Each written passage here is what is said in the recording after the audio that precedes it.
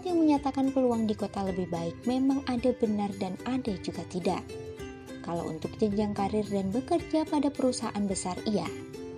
Karena biasanya perusahaan bisnis besar dan gaji tinggi sering berada di pusat keramaian kota.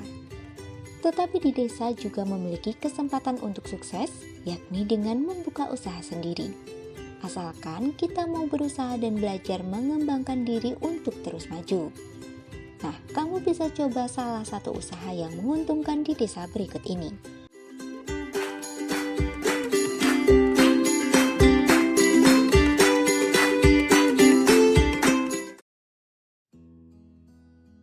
Bimbingan belajar. Di desa tentu banyak anak usia sekolah yang membutuhkan bimbingan belajar, bukan? Dengan sistem pendidikan yang dirasa semakin sulit saat ini, tentu hanya dengan mendapat pelajaran dari sekolah dan belajar sendiri tidak cukup bagi mereka. Untuk itu, banyak orang tua di desa yang saat ini telah menyadari pentingnya memberikan pelajaran tambahan bagi anak-anak mereka. Dengan membuka lembaga bimbingan belajar di desa, kamu bisa mendapat keuntungan yang lumayan. Kamu bisa pasang tarif tiap pertemuan sesuai dengan kemampuan orang tua di tempat kamu mendirikan bimbingan belajar. Dapat dipastikan bahwa bimbingan belajar merupakan usaha yang menguntungkan di desa.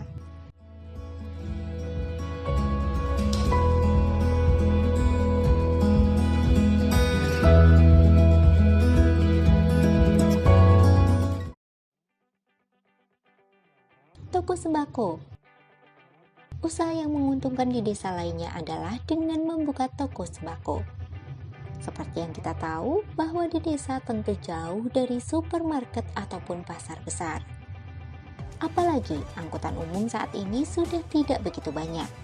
Bagi ibu-ibu yang tidak bisa mengendarai sepeda motor atau malas untuk pergi ke pasar, mereka akan lebih memilih untuk membeli keperluan sembakonya di toko sembako terdekat.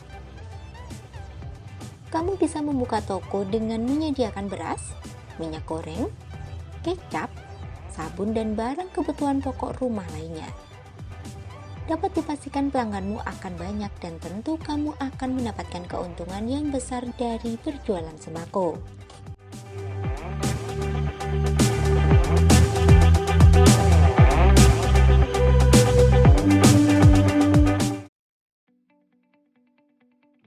Berjualan sayur keliling.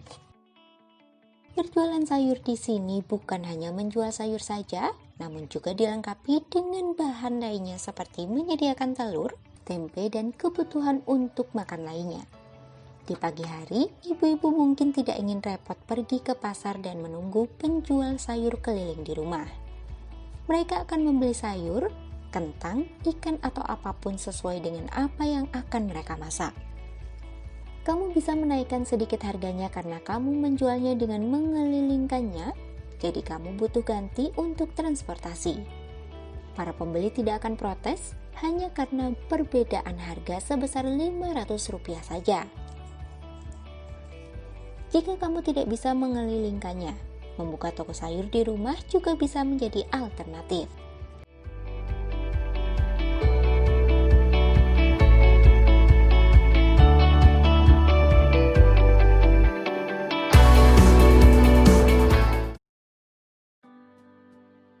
Budidaya ikan. Selanjutnya adalah budidaya ikan atau kita biasa menyebutnya tambak. Di desa masih asri dan minim polusi. Selain itu, kamu juga bisa mendapatkan lahan yang tepat karena di desa masih banyak lahan yang kosong.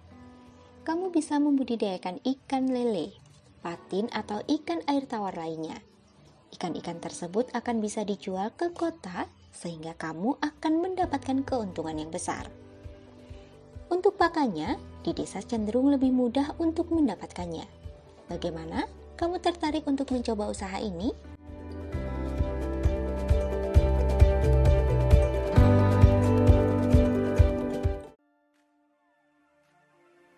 Bercocok tanam. Seperti dijelaskan sebelumnya bahwa di desa masih minim polusi dan pencemaran, sehingga akan sangat cocok untuk bercocok tanam. Dengan banyaknya lahan kosong, kamu bisa memulai usaha bercocok tanam ini. Kamu bisa membudidayakan cabai, tomat, ataupun sayuran.